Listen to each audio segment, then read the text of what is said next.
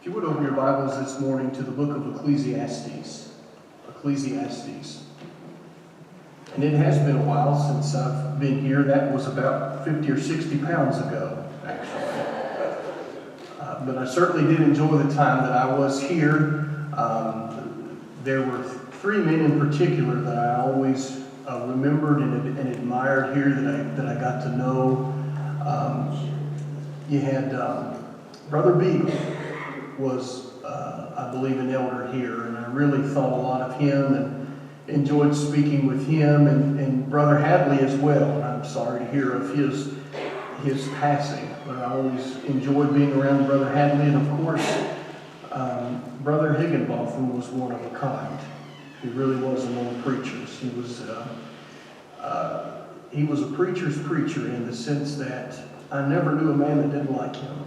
And he was such a wonderful guy, Brother Frank was. And so I appreciate Brother Brown's leading us in singing. And certainly God has blessed him with a wonderful voice to lead singing. And I really appreciate the singing here. It certainly is very uplifting.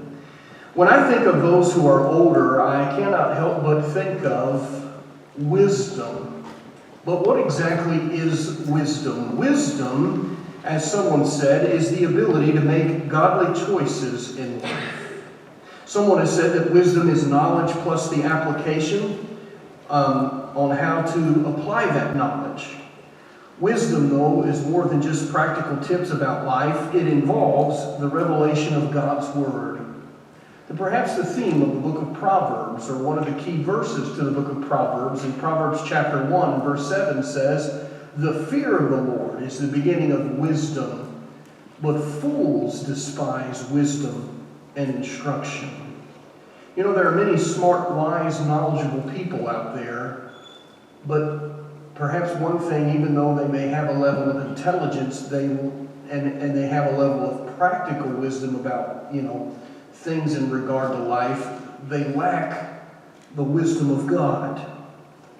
In his book, The Purpose-Driven Life, Rick Warren notes, Dr. Hugh Moorhead, a philosophy professor at Northeastern Illinois University, once wrote to 250 of the best-known philosophers, scientists, and writers and intellectuals in the world, and he asked each person this question: what is the meaning to life? He then published their responses, and some admitted that they just made up a purpose of life. Others were honest enough to say they were clueless about the purpose of life. In fact, a number of these intellectuals asked Professor Moorhead to write back and tell them if they discovered the purpose of life to let him know. Educated people, and they don't even know what is the purpose to life. In the wide world of poetry, the story is told about a man by the name of John Berryman. Mr. Berryman soared among the elite in his century when it came to the avenue of poetry. He seemed to have made every conquest a poet might crave. He was a beloved university professor, a Pulitzer Prize winner that sat upon his shelf. He was widespread acclaim, brought him fame, friends, and followers. And he had seemingly found the pot of gold at the end of the rainbow. But on one frozen day in January 1972, he came to the final stanza. He walked across a bridge in Minnesota, waved to a stranger, and leaped to his death in the icy Mississippi River. Why would he do that? Well, they discovered in his writings afterwards, he'd written things such as, "At the age of 55, half famous and effective, I still feel rotten about myself." In one of his poems, Berryman wrote, "After all has been said, and all has been said, and all has been said, man is a huddle of need." Yet he wasn't the only successful intellectual man, poet, to do such a thing. Ernest Hemingway, I'm sure you all are familiar with him, in times past was the man's man, wasn't he? He was a successful writer, a hunter of all sorts, but he was also a skeptic as well. And on one morning, he got out of bed and he turned his shotgun to himself and he took his own life. Why would somebody do something like that? It surprised me years ago when I was researching this that when you think of suicide rates, It is actually the highest among those who are older. In fact, some of the most recent statistics I've found, and it's been across the board through the years, sometimes when we think of suicide being the highest, we may think of teenagers and young adults. It's actually in the elderly. Percentage-wise, more people who are older take their own life than those who are younger. Why is that? Why is that the case? That doesn't seem to make sense in some ways, does it? Well, I call your attention this morning to the book of Ecclesiastes, written by a man named Solomon, the king of Israel. Solomon, we understand, was probably the wealthiest and the wisest king that Israel ever had, and perhaps the wisest man that ever lived aside from Jesus Christ himself. And when you think about Solomon's contribution to Scripture, he wrote most of the book of Proverbs, he wrote Song of Solomon, and here at the end of his life, he wrote the book of Ecclesiastes. But here is the thing about the book of Ecclesiastes. It is a book you probably have to read slowly, repeatedly, over and over again to kind of grasp some of the things that Solomon is communicating. Solomon, I'm afraid, was probably one of those guys that was so smart you couldn't hardly understand what he was talking about. And so when you read Ecclesiastes, sometimes that kind of comes out of this book, basically, in his thought process. And Ecclesiastes is, in one sense, Solomon's experience about life, but there's one particular thing that's interesting about Solomon in the book of Ecclesiastes, is when you read about the reign of King Solomon, the latter part of his life, he turned his back on God. And he didn't really live for God. And a lot of Ecclesiastes, not all of it, is in one sense, is written kind of from a perspective of what is life like? What is the meaning of life? What is life about? Just living and going at it on your own. And so sometimes there is a sense there where we may struggle with the understanding of that. But then there are other times in Ecclesiastes where I think if we were just sitting on the front porch of Solomon as a man and is wise in his older years, he's also just telling his observations about life, things he's learned about life. And overall, when he gets to the end of the book, what is the meaning and overall purpose of life? Well, here's what I want to do in the time we have. I want to look at 7 main points from the book, and what I want to do from each chapter. There's a bunch of subpoints, by the way, so this is like a 21-point sermon, to be honest with you, okay? I want to highlight some things from each chapter that as we age, there are some things I think we can take about wisdom for our lives in whatever age we find ourselves in. Now, before we get to the book, or we get to chapter 1 in particular, I think point number 1 I want to bring out to you is the concept of what is true wisdom. What is true wisdom? Because when you look at the life of Solomon, there's some things I learn about wisdom before I even open up the book of Ecclesiastes, and let me point out 3 things about true wisdom. Number 1, true wisdom is not just knowing, but doing. True wisdom is not just knowing, but doing. Solomon was the wisest man, but he didn't always live according to his own wisdom. For instance, Solomon was the man who wrote the book of Song of Solomon. It's a book of love and a book of marriage. And one of the things that sticks out when you read Song of Solomon is the fact of a one man, one woman, loving relationship for life kind of marriage.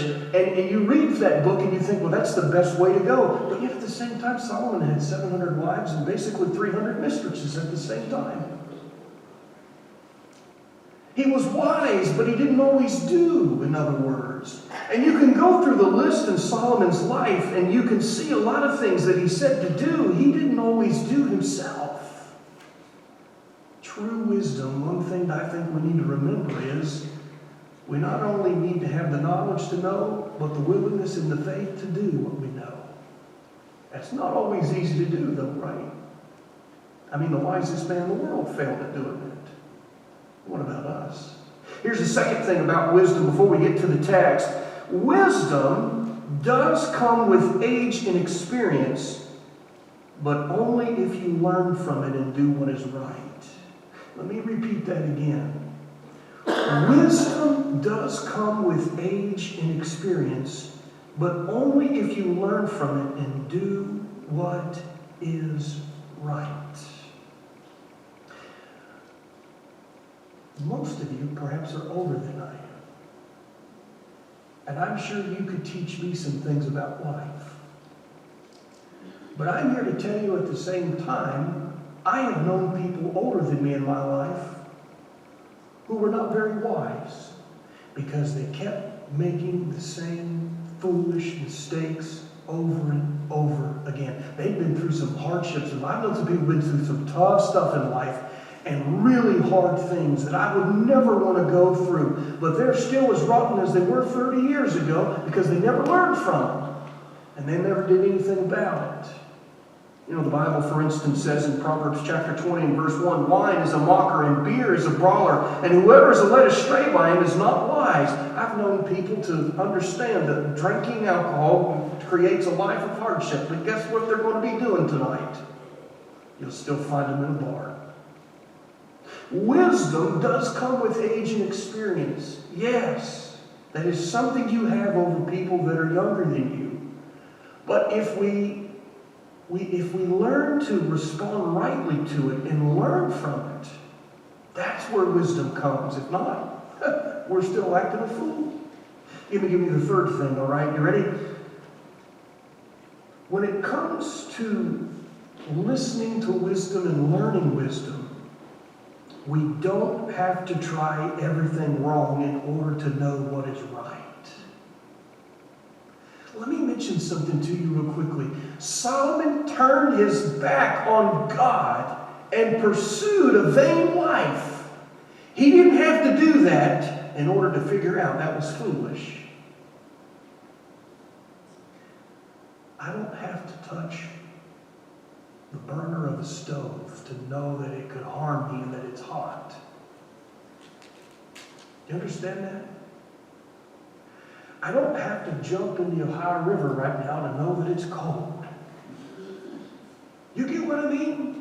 And here's the thing that I see sometimes with people, and kind of we see with Solomon too, and if anything, we can learn something from Solomon. Don't repeat the same mistakes that he repeated, as we're going to see. I see people today, and sometimes it is younger people, sometimes it's older people, they reject the knowledge of God, they reject the guidance from God, and then they say, I'm just going to go out in life on my own, and then they make all of these terrible mistakes, and they make all these foolish choices, and then when they get older, they thought, you know what? I probably should have lived right for God years ago.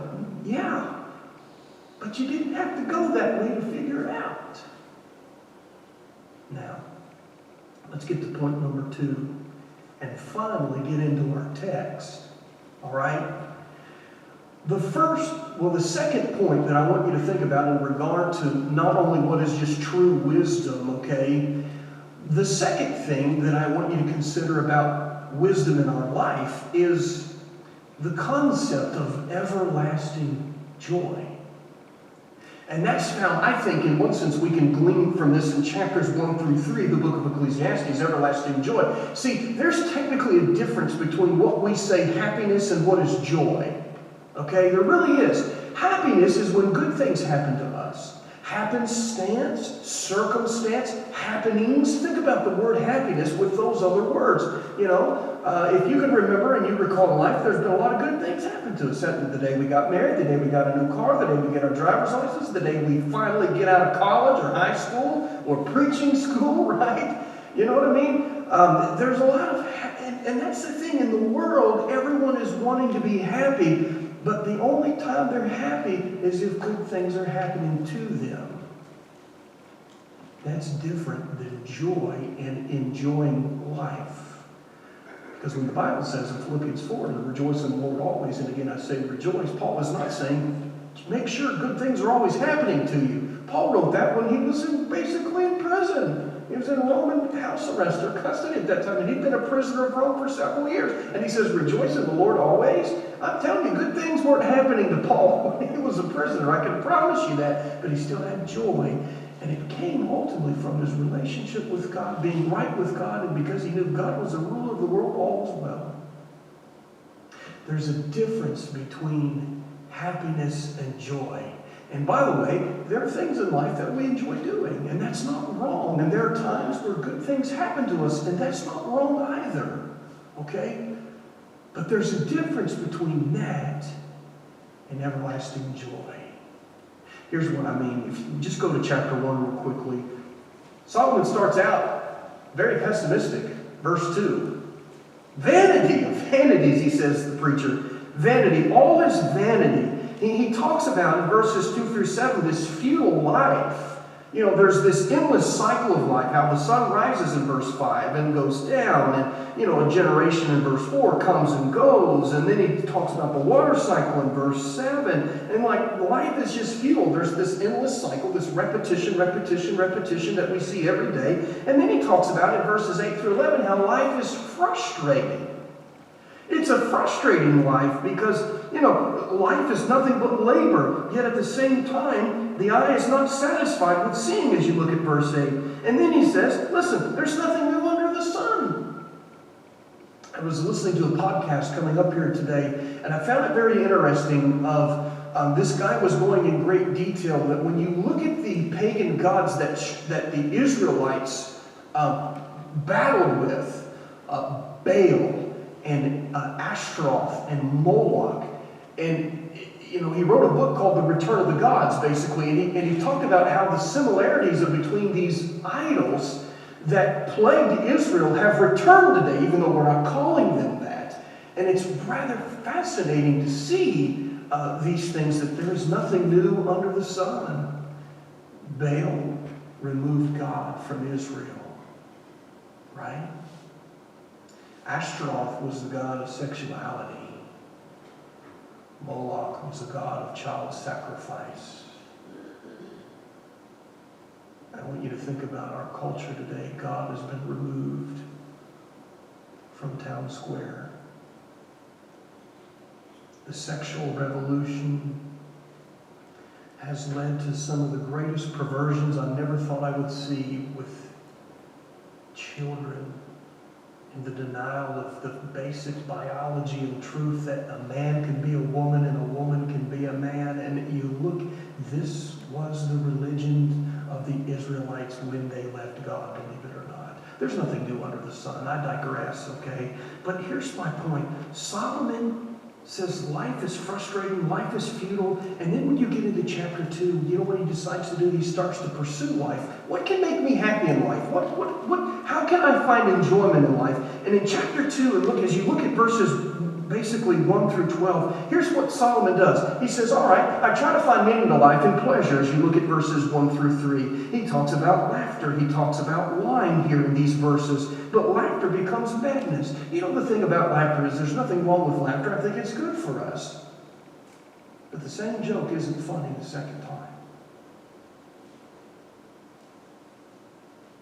You hear it the third time, it's not funny at all.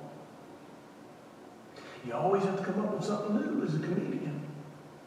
Laughter, in one sense, can be madness if you think that that's the only way to remedy the purpose and the meaning to life. And it's the same thing with alcohol as well. And then Solomon talks about his possessions in verses 4 through 8. He talks about how he built houses. He had fine gardens with vineyards, as you look at verse 4. He made himself gardens and pools. And, you know, you think about the resources Solomon had. Man, it would have been a sight to see, to look at his house and to look at his land and look at all the things he would have owned. It would have been one of the marvels of the world at that time to see the mansion of Solomon and the possessions of Solomon and everything. And, you know, when you look at today,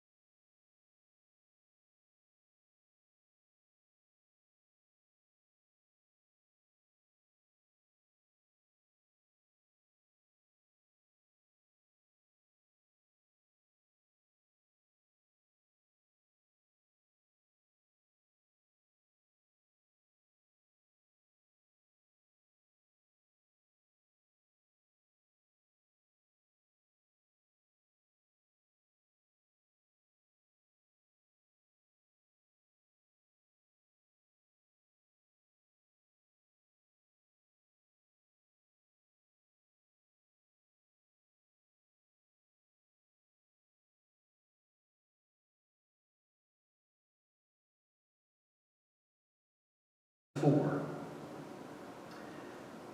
And he doesn't watch TV anymore because kids don't watch cable TV anymore. It's a dinosaur thing, unfortunately. Cable TV is. Now it's what's on YouTube or what's on their iPad and stuff like that. But when he watches like Nickelodeon occasionally, when SpongeBob, I think, is on there, the commercials get him every time. Because as soon as he sees a commercial about some toy, he looks at me and he says, "Dad, I want that. I have to have that.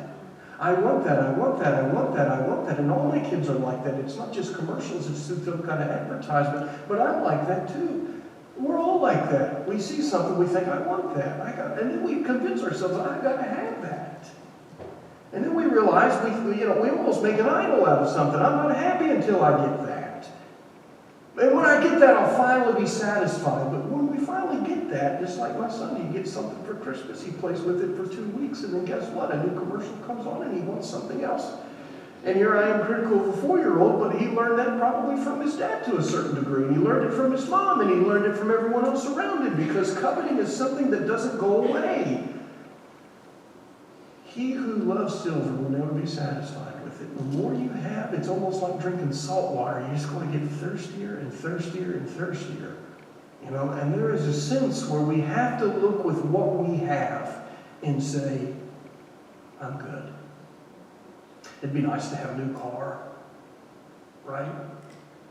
Who wants to buy a new car right now, though, right? Even a used car. Just fix up what you got. I'm good. I'm good. Happy with what I got. Contentment. Let's go to the next one, moving on really quickly. And here's the 4th point, I think, and some subpoints. And these are found in chapters 6 and 7 now. And that is not just challenges to life, but chapters 6 and 7, we point out what I call some perspectives on life. As we age, here's one thing that I find with a lot of people, okay? I find with a lot of people, it's almost like the most important thing in life is to live as long as you can.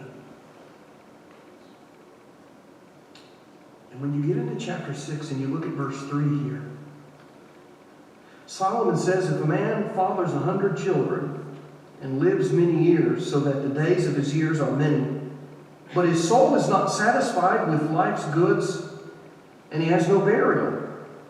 Solomon says, I say that a stillborn child is better off than he." In other words, the key to life is not living a long life. Now, I'm not knocking living a long life. And I didn't say that it's wrong to want to live a long life. But that is not the most important thing to life, is the point. The quality of life is much better than the quantity of life. And I want you to understand something, that as long as God allows us to live in this world, our life should be very much like Paul wrote when he wrote in Philippians chapter 1, that if he desired to actually leave this world, to go be with Christ, to live as Christ and to die as gain. Philippians chapter 1, as you look at verses 19 through 21 there. But he says, if I'm going to stay here, it's more beneficial for you. In other words, Paul's attitude about life is I'm here to serve the Lord and to serve you. And that's really where he really found his joy. It wasn't about serving himself. I don't think Paul would have been a missionary if he was about serving himself, clearly. He never would have endured all the things, obviously, that he would have endured. Paul probably died at a much younger age than what many people live. But I'll tell you what, he lived a good life. He lived a good life. I once read about a lady from Russia, and I can't even pronounce her name. I looked it up again this morning. I read about it years ago. She lived to be over 120 years of age, this lady did. And we think, well, that's remarkable. One of the things oftentimes when people make it to 100, they say, well, what do you do? What did you do? How did you live so long? you know, what's the secret to life? And you know what's funny is I researched this one time. I researched a bunch of people who lived to be over 100, and people asked them, what is the secret to living 100? And it was so funny, the answers I found. One lady said, I drink a Dr. Pepper every day. That's literally what she said. My doctor told me years ago that that's going to kill me, and he's dead and I'm still alive, you know. There was one woman that lived to be over 100, and she said, I stayed away from men a long time ago. My life was a lot better without men. I mean, you could go to the list of crazy things that people later drank and did. They said that was the key to their longevity. And I think at the end of the day is, I don't think we have a clue of what's the key to longevity, to be honest with you.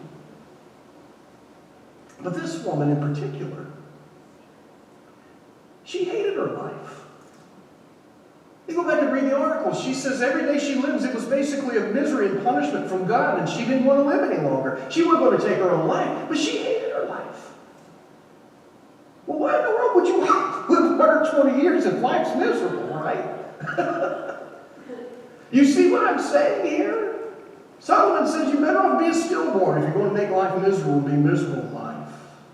Here's another thing when we think about another perspective of life, when you get into chapter 7, and that is, just to put it bluntly, funerals can change us. Funerals can change us. It is better, as you look here in verse 2, to go into the house of mourning than go into the house of feasting, for it is the end of all mankind, and the living will lay it to heart. Sorrow is better than laughter, for by sadness of face the heart is made glad. The heart of the wise is in the house of mourning, as you look at verse 4, but the heart of fools is in the house of mirth. You know, if you knew you were never going to die, how would you live? If you knew you couldn't die, how would you live? I think a lot of people, well, I'll just commit all the sins I could, be as wicked as I could. But the fact that we know we're going to die, and the fact that we know that there's a judgment, that changes everything. And I've often wondered for many years, is that why some people reject the Christian faith? Because if I follow a God of the Bible, then I'm going to be accountable. If I believe that there is a God and the God of the Scripture, then I'm going to be accountable for what I do in my life, and I don't want to go to hell, so I'm just not going to believe it. I sincerely believe that's one of the reasons why so many people reject the Christian faith, not because of the evidence. Because when you look at the other way around, the evidence for evolution is severely lacking and is actually laughable when you really begin to investigate it. I mean, honestly, you think life arose, something came from nothing, and then mathematical odds, here we are today by billions of years? I think that's insanity. I think it's one of the stupidest things that's ever existed, honestly. And I think evolution is one of the dumbest religions we've ever had in the history of mankind. But that's another lesson maybe for another time. I knew a man one time who, for many years, he fell away from the church, and he told me this one time. He was a faithful Christian at the point he told me this, but he told me, he said, I was looking for excuses to leave the church. I started complaining about the church. I started criticizing this member and that member, and I left the church. And for many years, he says, I was unfaithful in the church. And he said, then my mom died. And at the funeral, he said, I asked my dad, he said, will I ever see my mom again? And you know what his dad said? He said, not if you don't make your life right, start coming back to church. It was at that funeral that his life changed. Funerals can change us. They change our perspective on life, don't they? All right, let's go to point number 5. All right? And I just noticed I've timed myself 35 minutes. I got 45 seconds. So when I do that, you know what I do? I hit pause on my timer. And then when I'm done, I'll hit it, and I'll never go over 35 minutes that way, by the way. I just want you to know that. I do that all the time. Well, look at point number 5, and that's chapters 8 through 10. And these are what I call some principles about life. Here are some principles about life in regard to wisdom. And here's something. As you look at chapter 8 and look at verse 10, Solomon says there is this evil that he sees. And he says that a wicked man is buried. And this wicked man, though, when he lived his life, he used to go in and out of the holy place. That's a place of worship. And notice the wicked man, it was praised, or some manuscript says forgotten, essentially. In other words, his wicked deeds were forgotten. And here's the thing, a principle about life that I think that I can glean from this, and that's this. As we age, here's something we remember. Just because people perceive us as being godly doesn't mean we truly are. In other words, What we should be concerned about is what God thinks of me, not what other people think of me. You can get into the habit at a young age, and you can continue to do it at an older age, that you're only concerned about what people at church or what people in the community think of you. But none of that really matters in comparison to what does God think of me. We can fool a lot of people. And that's what's happened here. I think in one sense that what Solomon's talking about, a wicked man, a man who was truly wicked to the core. Yet when he dies, he's perceived as if he was a great man. We live at a time, I think we see that and as you keep reading, I think such wickedness encourages more wickedness. And that's in a lot of ways the time in which we live. Anytime somebody famous dies, have you ever noticed nobody goes to hell anymore? And it's not that I want people to go to hell. But if you are famous, as long as you are liked by the media and you're a famous singer, you're a famous actor, you're a famous athlete, it didn't matter how rotten you were, because of something like that, you're automatically going to heaven. And again, I'm not pronouncing final judgment on people, but there is a sense what I find today that what does that do? That encourages more ungodly living for that person to live that way. And with heaven, well, I can just do the same thing, basically. That's not the case. Here's another principle about life when you go into chapter 9, and that is wisdom and doing right is better than fame or glory.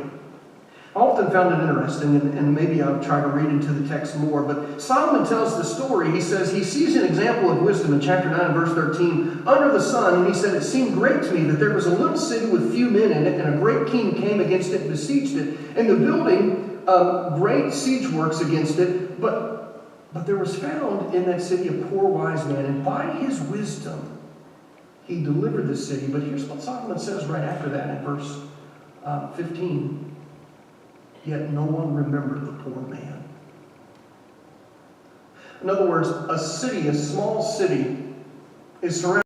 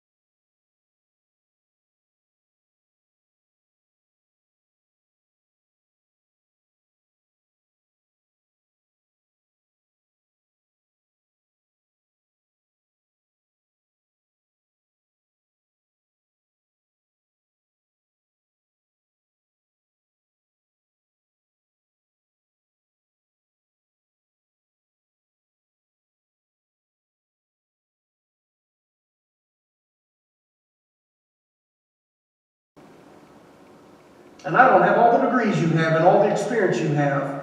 But because you've chosen the rejected God, at the end of the day, at the end of this woman's life, she's still going to find misery because she doesn't have God. And I've often wondered, maybe that's why sometimes people who are older take their lives. And why suicide rates are higher among the elderly than they are with anybody else. Maybe because they've gone through their life, and maybe it's because they've rejected God all their life, and they've looked back on life, and what is the meaning of life? What have I done? What have I accomplished? What is life all about? And the thing that will prevent that.